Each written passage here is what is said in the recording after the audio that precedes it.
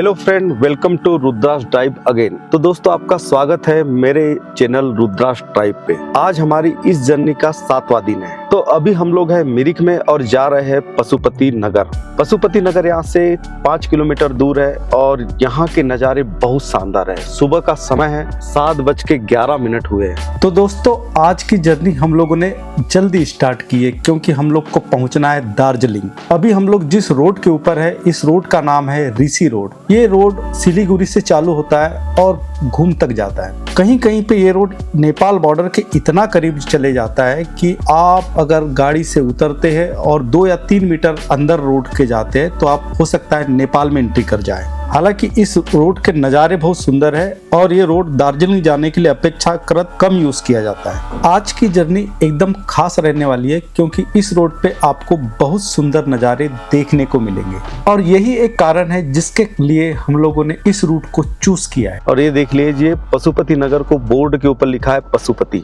5 kilometre. और tourist अभी से दिखाई दे रहे हैं बाइक से आए हुए। ये देख लीजिए, सामने दिख ही रहे हैं। और यहाँ दो देशों की संस्कृति का मेल इतना सटीक तरीके से है कि आपको समझने में बहुत दिक्कत हो सकती है। अगर आप नहीं जानते आप कहाँ पे हैं तो आपको समझना मुश्किल हो जाएगा कि कौन सा इंडिया है और कौन सा नेपाल। यही नेपाल और इंडिया का भाईचारा है जो यहाँ की संस्कृति में आपको स्पष्ट रूप से देखने को मिलता है। ये एरिया मिरिक का एरिया कहलाता है एक्चुअल में, मगर ये सेंटर मिरिक नहीं है। मिरिक से जहाँ हम लोग पिछली रात को रुके थे वो जगह 5 किलोमीटर दूर है और यहाँ से पशुपति नगर भी 5 किलोमीटर दूर है। कल हमको यही शाम हो गई थी, इसलिए हम लोग ने रात को यहीं रुकना उचित समझा और तुरंत ही हम लोगों को अच्छा खासा होम स्टे मिल गया था जिसके चार्जेस भी काफी रिजनेबल थे। यहाँ पर नेपाल और भारत के लोगों की तो लैंग्वेज सिमिलर सी लगती है। यहाँ आओ तो इनका लुक जो है वो सिमिलर लगता है। ये मुंह से सुपारी निकाल के बात कर रहे बाबा। कल्चर सिमिलर है, खान पान बिल्कुल सिमिलर है। तो ऐसा लगता ही नहीं कि आप कब इंडिया से नेपाल में पहुंच जाते आपको पता भी नहीं चलता, क्योंकि कोई डायरेक्ट जो स्ट्रॉन्ग बॉर्डर है इस टाइप का कोई बॉर्डर नहीं है। मैं आपको यहीं से दिखाने की कोशिश करता हूँ। ये जो रोड है ये इंडिया में है और जो दुकान दिख रही है वो नेपाल में है। वो जो बोर्ड लगा हुआ है गुफा पाताल, नेपाल में है। दोस्तों, ये जर्नी हम लोगों ने जबलपुर से स्टार्ट की थी जैसे कि आपको पता है, और हम लोग फर्स्ट दिन रुके थे विश्रामपुर में जो कि अंबिकापुर के पास है छत्तीसगढ़ में। दूसरा दिन का स्टे हमारा रहा मेन पार्ट में, वो भी छत्तीसगढ़ में है। तीसरा दिन का स्टे रहा हमारा नेतरहाट में। नेतरहाट झारखंड में है और बहुत ब्यूटीफुल प्लेस है। उसके बाद में हम लोग रुके थे जमुआ में, वो भी झारखंड में है, और देवघर बैद्यनाथ धाम के पास में है। वहां से जब हम लोग चले तो हमारा नेक्स्ट स्टॉपेज रहा सिलीगुड़ी। सिलीगुड़ी के बाद में हम लोग लास्ट नाइट रुके थे यहाँ, और अब जो है हमारी नेक्स्ट नाइट जो होगी वो दार्जिलिंग में होगी। तो यहाँ पर इतने सुंदर नज़ारे, सुबह सुबह हल्का हल्का सा कोहरा है, हालांकि क्लाइमेट बिल्कुल सही है। देखिए, हमारी 7 दिन की जर्नी है। 7 दिन की जर्नी में हमने तीनों मौसम देख लिए। हम लोग निकले थे 7 दिन पहले जबलपुर से। वहाँ तेज गर्मी थी, यहाँ पहुँचते पहुँचते ठंड मिल गई, बरसात भी हम लोगों ने देख लिया। तो अल्टीमेटली हमने इन 7 दिनों के अंदर तीनों मौसम को देखा है।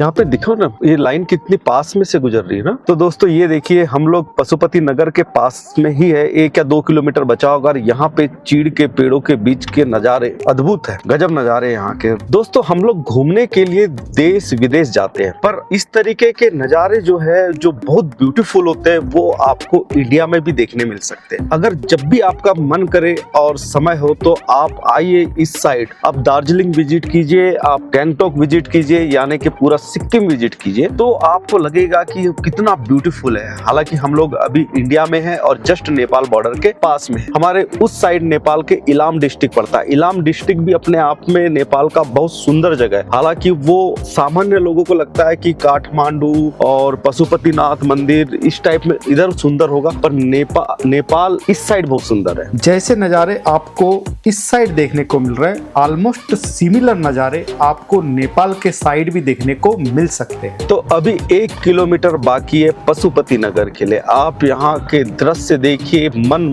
को मोहने वाले दृश्य, और यहाँ की रोड बहुत शानदार है। बंगाल गवर्नमेंट के पीडब्ल्यू डिपार्टमेंट के द्वारा बनाई गई सड़क है। इतनी सुंदर इन लोगों ने बनाया और बहुत अच्छे से मेंटेन किया हुआ है इस रोड को। क्या ब्यूटीफुल होम स्टेस है यार। दोस्तों, इस एरिया में आने पे आपको रुकने की कोई तकलीफ नहीं होगी। इतने होम स्टे है, इतने होम स्टे की क्या ही बताए। हर घर होम स्टे और बहुत ब्यूटीफुल तरीके से सजाए गए हैं, और इनकी मेहमान नवाजी का तो जवाब ही क्या। और बहुत ईमानदार लोग हैं। और अगर आप लोग इस साइड आना चाहते हैं तो मैं एक नंबर इसमें प्लेस किया है, आप उसको कांटेक्ट कीजिएगा। बहुत सज्जन आदमी है, आपकी खातिरदारी बहुत अच्छे से करेंगे वो। हम लोग पहुंच ही रहे पशुपति नगर। आप व्यू देखिए और एंजॉय कीजिए इन दृश्यों को। पशुपति नगर नेपाल और इंडिया का एक बॉर्डर है। इस बॉर्डर के थ्रू आप नेपाल में इंटर भी कर सकते हैं। पशुपति नगर के बॉर्डर पे आपको भंसार कार्यालय मिल जाएगा, और भंसार कार्यालय से आपको और आपकी कार को नेपाल में एंट्री करने की परमिशन मिल जाएगी। अगर आप नेपाल में इंटर करना चाहते हैं तो आपके पास में गाड़ी के सारे कागज होने चाहिए, जैसे कि आरसी, आपकी लाइसेंस, पीयूसी और इंश्योरेंस। ये 4 डॉक्यूमेंट्स बहुत महत्वपूर्ण है। और हम लोग अभी है ऋषि रोड पे। इस रोड का नाम है ऋषि रोड। तो पशुपति फाटक का बोर्ड मिल गया है, हम लोग पहुंच रहे हैं यहाँ। यह है नेपाल और इंडिया का बॉर्डर। इस तरीके के बॉर्डर नेपाल और इंडिया के बीच में बहुत सारे हैं। अगर आपको नेपाल में एंट्री करनी है तो आप किसी भी बॉर्डर का यूज करके नेपाल में इंटर कर सकते हैं। हालांकि इसकी कुछ प्रोसेस है। अगर आप अपनी गाड़ी से जाना चाहते हैं तो आजकल कुछ प्रोसेस में बदलाव भी हुआ है, जो कि रिसेंटली बदलाव है। इन बदलाव में मुख्यतः 3 प्रमुख बदलाव है। पहला बदलाव ये है कि अगर आप नेपाल के अंदर अपनी गाड़ी को चलाना चाहते हैं तो अब आपको रोड परमिट बनाना होगा। दूसरा ये है कि जिस गेट से आप एग्जिट होगे वहां पे एंट्री करवानी होगी आपको गाड़ी बाहर निकालते समय, यानी कि इंडिया में आते समय। और तीसरा मेन बदलाव ये है कि आपको आईडी के रूप में अब आधार कार्ड वहां पे वैलिड नहीं है, आपको वोटर आईडी कार्ड लेके जाना होगा। तो यहाँ से पशुपति नगर का गेट बचा हुआ है सिर्फ 100 मीटर। आज की जर्नी के हम लोगों ने कवर किए सिर्फ 5 किलोमीटर, और ये 5 किलोमीटर को हम लोगों ने इतना धीमे चलाया कि इसको कवर करने में हम लोग को लग गए पूरे 1 घंटे।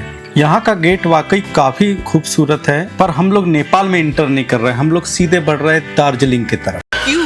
क्या हुई?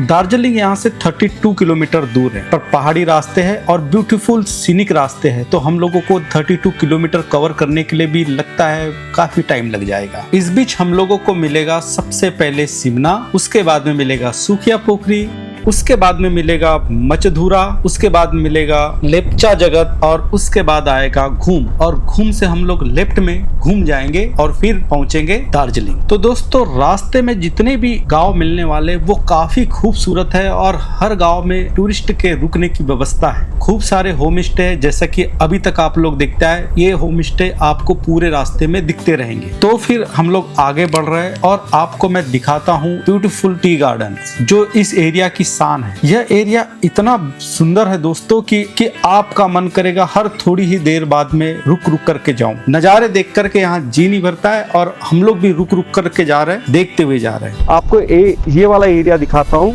ये एरिया बहुत सुंदर है और जस्ट मिरिक के जैसे ही है, सेम लगता है, ऐसे कोई ज्यादा डिफरेंस लगता नहीं यहाँ पे। तो ये लोग देखिए किस तरीके से यहाँ पे चाय पत्ती तोड़ते हैं और चाय पत्ती को टोकरी में रख रहे हैं। हेलो,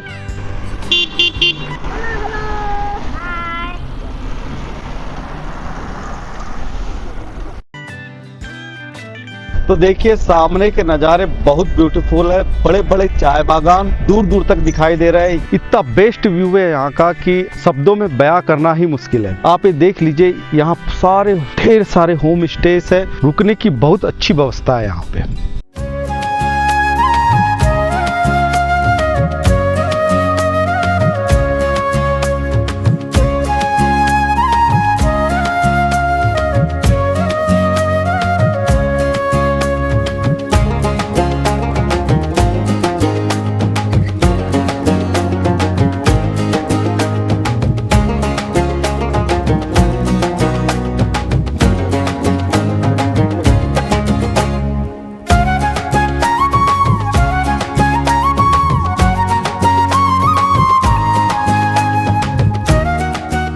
तो देख ही रहे होगे आप लोग, इतना सुंदर नज़ारे हैं यहाँ के कि अल्टीमेट है। मैं आपको फिर से कहूँगा कि आप जब भी यहाँ पे आए नज़ारे को जरूर एंजॉय करें। ये सब चाय पत्ती के बागान है और ये चाय पत्ती के बागान प्राइवेट लैंड है, प्राइवेट प्रॉपर्टी है, पर टूरिस्ट के लिए इनने ओपन करके रखा हुआ है। कोई दिक्कत नहीं आती है, आप विजिट कर सकते हैं, घूम सकते हैं इसको, और हम लोग भी घूम रहे हैं और इंजॉय कर रहे हैं। चाय पत्ती में दोस्तों ऊपर की जो 2 कोपले रहती है, सिर्फ यही कोपले जो है इस्तेमाल की जाती है। 2 से 2.5 पत्ते तोड़ते हैं लोग और इसी का यूज करते हैं चाय पत्ती पीने में। तो दोस्तों अब हम लोग पहुंच गए व्यू पॉइंट पे। पशुपति नगर से ये 7 किलोमीटर है। आपको यहाँ के मैं दृश्य दिखा रहा हूँ, बहुत सुंदर है, आप इसको एंजॉय कीजिए। और अगर ये वीडियो थोड़ा भी अच्छा लगा हो तो कृपया चैनल को सब्सक्राइब जरूर कर दीजिएगा और वीडियो को लाइक कर दीजिएगा। ये लहराते हुए यहाँ के फ्लैग जो शायद बुद्धिज्म का प्रतीक है।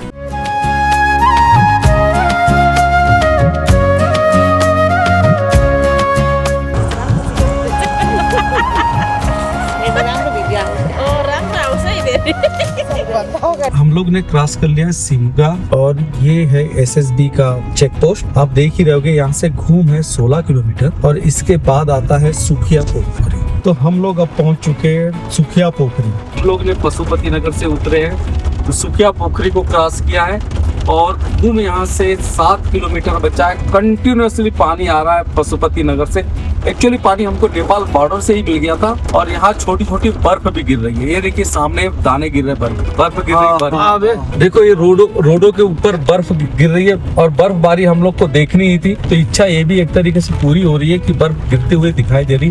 हालांकि बहुत घनी नहीं है, छोटे छोटे दाने गिर रहे हैं बर्फ के। तो ये है लेप्चा जगह, पानी आ रहा है दोस्तों, उतर के दिखाना बड़ा मुश्किल है। और अभी बज रहा है 12:51। हम लोग आज जर्नी के सिर्फ चले हैं 20 किलोमीटर। तो बर्फ गिर रही है बाहर और दाने गिर रहे हैं। अभी दार्जिलिंग यहाँ से करीब 14 किलोमीटर दूर होगा।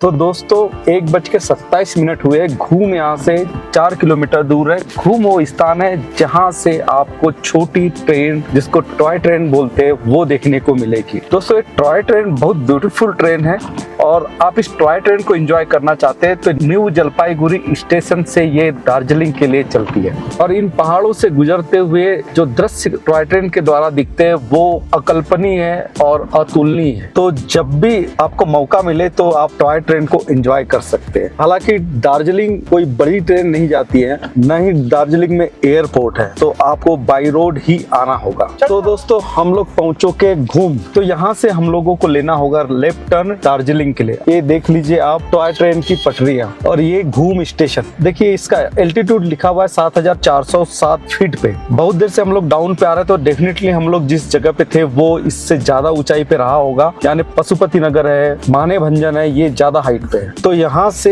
दार्जिलिंग तक आपको ये जो रेलवे पटरी है आपके किनारे किनारे दिखेगी और यहाँ पे दार्जिलिंग की क्वीन चलती है, यानी कि हमारी इंडियन रेलवे हम लोग को चलते हुए दिख रही है टॉय ट्रेन। इतनी ब्यूटीफुल लगती है, मैं भी आपको दिखाता हूँ अगर वो मुझे मिल गई तो, क्योंकि यहीं पास में दार्जिलिंग का रेलवे स्टेशन भी है और गाड़ियों का जाम लग चुका है जैसे आप देख रहे हैं। पर आगे आगे जो है हमारे 50 मीटर दूर से टॉय ट्रेन गुजर रही है और हम भी उसी डायरेक्शन में जा रहे हैं। तो देखते हैं, अगर लक अच्छा रहा तो हमको चलते हुए दिख जाएगी। तो अभी यहाँ हम लोग पहुंच रहे हैं दार्जिलिंग। यहाँ का टेम्परेचर है 15 डिग्री सेल्सियस और पशुपति नगर का था जब हम लोग वहाँ थे तो 10 डिग्री सेल्सियस। दोस्तों ये देखिए वो एक ट्रेन जा रही है पर हम लोगों को व्यू नहीं मिल पा रहा है क्योंकि हम लोग उसके पीछे पीछे चल रहे हैं और ट्रेन हमारे आगे आगे चल रही है तो कुछ दिखाई दे नहीं रहा। और यार अच्छा नहीं लग रहा भाई, अच्छा नहीं लग रहा है तो टेबलेट लो। कोई सेंस बात नहीं। मोनेस्ट्री है यार। तो ये है मोनेस्ट्री, 7 बजे से 5 बजे तक चालू रहती है और मंडे क्लोज्ड रहती है। और आज है सैटरडे तो हमको मिलेगी ओपन। मोनेस्ट्री अच्छी है, सुंदर है, पर ट्रेन नहीं मिल पा रही। ट्रेन के पीछे हम लोग दौड़ रहे हैं। ट्रेन दिखाई दे रही है आपको, ये है टॉय ट्रेन और जाते हुए भाई हट जा यार बाइक वाले यार। अच्छा हटेगा कैसे, उसको सीधे रोड पे जाना ना, और रोड क्रॉस कर रही है ट्रेन। ओहो 2 सिलेंडर उसने कमर पे लादा है। ये है गोरखाली और नेपाली, बड़े मजबूत लोग होते हैं। अब वो सीधे स्टेशन पे लग जाएगी लगता है, अब लेफ्ट पे नहीं आएगी। तो दोस्तों ये है टॉय ट्रेन, आपको दिख रही है कि हम लोग चल रहे हैं इंजन के बराबर में और इंजन के बाजू बाजू से जा रहे हैं।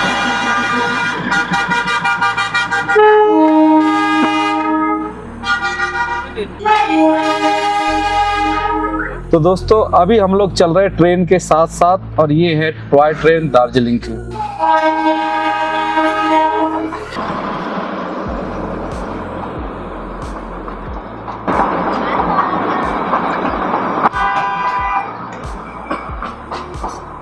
तो दोस्तों 2:08 हो चुके हैं। कंटिन्यूसली बारिश का सामना करना पड़ रहा है हम लोगों को, और हम लोगों ने ज्यादा चला नहीं है, सिर्फ 40 किलोमीटर चले हैं हम लोग आज, और दार्जिलिंग पहुंच चुके हैं। दार्जिलिंग में ट्रैफिक इस तरीके से है कि आपको कुछ ही किलोमीटर चलने के लिए घंटों का इंतजार करना पड़ सकता है।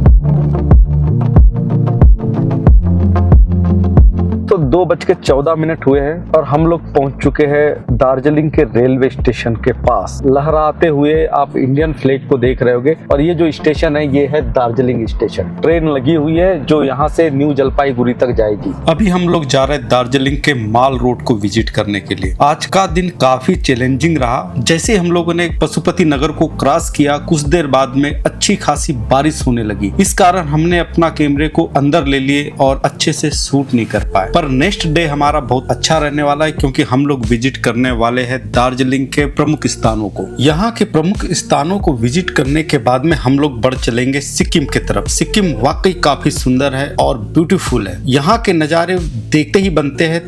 मस्त प्लान है। तो ऐसी जर्नी को देखने के लिए कृपया मेरे चैनल को सब्सक्राइब जरूर कर लीजिए। आपका एक सब्सक्रिप्शन मेरे लिए काफी महत्वपूर्ण है। तो ये है नेपाली जाति कवि रामायण का रचयिता भानुभक्त आचार्य, नेपाली साहित्य सम्मेलन दार्जिलिंग द्वारा स्थापित 2006 में इसकी स्थापना की गई थी। दोस्तों दार्जिलिंग काफी कंजस्टेड शहर है। आप लोग अगर बाहर से अपनी कार से यहाँ आना चाहते हैं तो पार्किंग को हमेशा ध्यान में रख के आइएगा, और काफी समय लगता है दार्जिलिंग में इंटर करने के लिए, तो समय भी आप थोड़ा एक्स्ट्रा लेके आइएगा। और कोशिश ये भी कीजिएगा कि अगर आप लोग यहाँ आते हैं तो अपनी कार से न घूमने के बजाय यहाँ के लोकल टैक्सी कर ले, और लोकल टैक्सी के माध्यम से यहाँ के प्रमुख स्थानों को विजिट करें। अदरवाइज आपको पार्किंग की बहुत जगह प्रॉब्लम हो सकती है। काफी डिफिकल्ट है यहाँ पार्किंग की जगह ढूंढना। दोस्तों आज के लिए बस इतना ही। मिलते हैं नेक्स्ट वीडियो में, तब तक के लिए हर हर महादेव।